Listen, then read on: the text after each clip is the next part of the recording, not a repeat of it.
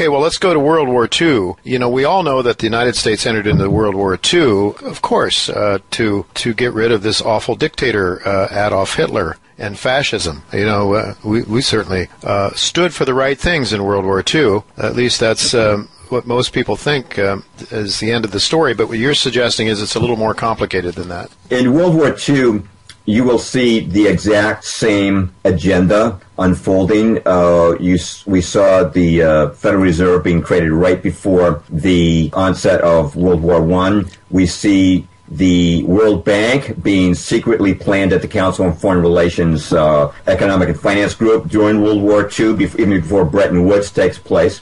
So that's one of the things that comes out. But we also see world government being advanced by World War II. We go from the League of Nations to the stronger United Nations. We see the Balfour Declaration now coming to fruition in the creation of the modern Zionist state of Israel. And whereas World War I set the battleground, the venue for the creation of the first communist state, World War II was used to spread communism over half the globe. It engulfed, of course, the Balkans, Eastern Europe, and China, and to set the stage for the Korean and Vietnam Wars. So you've got and of course the war profiteering as usual. So you've got the exact same agenda going forward, and I would say it was not so much about stopping a dictator as saving one. I just want to mention that World War II was generated partly out of an attempt to save Stalin and the communist state they had created from the onslaught of Operation Barbarossa, June the 22nd, 1941. It wasn't just the Germans who invaded. It was the Finns,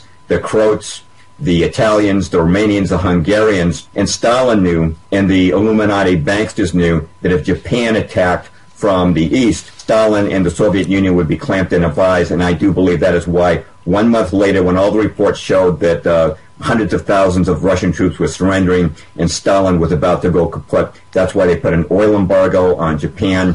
And it was that, in fact, it was an all-out trade embargo 1 month after Operation Barbarossa began that led ultimately to the attack on Pearl Harbor. Yeah, exactly. We put the Japanese in a position in which they really didn't have much of a choice if they were going to no longer have their energy needs provided to them, right? So we sort of, there was also, I believe there was, we had cracked the code perhaps and understood what the Japanese were doing. If people go to my website, jamesperloff.com, I have an article there called Pearl Harbor, Roosevelt's 911, which talks in detail about how we had cracked Japan's diplomatic code. This is called the Purple Code. We knew in advance of the attack on Pearl Harbor, we knew that their spies in Honolulu were reporting the exact location of ships in dock. We read their declaration of war even before they handed it to Secretary of State Cordell Hull on December the 7th.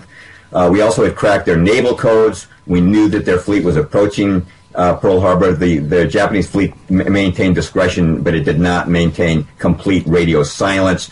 We also intercepted radio messages, and there were many personal warnings coming to the president from people like Joseph Grew, our ambassador to Japan, Brigadier General Elliot Thorpe, the U.S. military in Java, who had been warned by the Dutch, and many other sources. Congressman Martin Dies learned of the attack and warned the president. There were many, many warnings passed down. You can see this documented. It's not just in my article. It's in books like Infamy by John Toland, Day of Deceit by Robert Stinnett, Pearl Harbor by George Morgenstern. This is well documented. It's not discussed in your history class in high school. I should also just add that the decision to base the fleet in Pearl Harbor was made by President Roosevelt, contrary to all naval advice. The Navy begged him not to do that.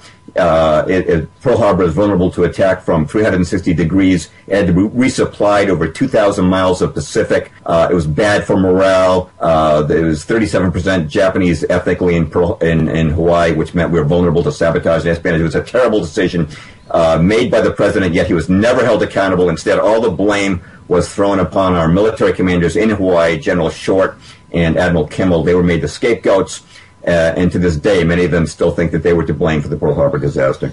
And again, up until Pearl Harbor, I think it was something like 90-some% of the Americans were opposed to getting involved in World War II. So again, it was another disaster that was ensured by our policymakers to take place so that they could get the American support for the war, and of course the people that wanted the war seem to be in the driver's seat in order to cause those policies to take place, I guess, right? Yes, they paid very close attention to opinion polls, and you're quite right. It was close to 90% did not want to go into this war. The World War I had been successfully debunked by revisionist historians like Harry Emler Barnes. People had learned the truth about the Lusitania. They needed a cluster of Lusitanias. They had tried to provoke the Germans by depth-charging subs. This is pre-World War II. The Germans were not responding. They would not go for the bait. They did not want another Lusitania.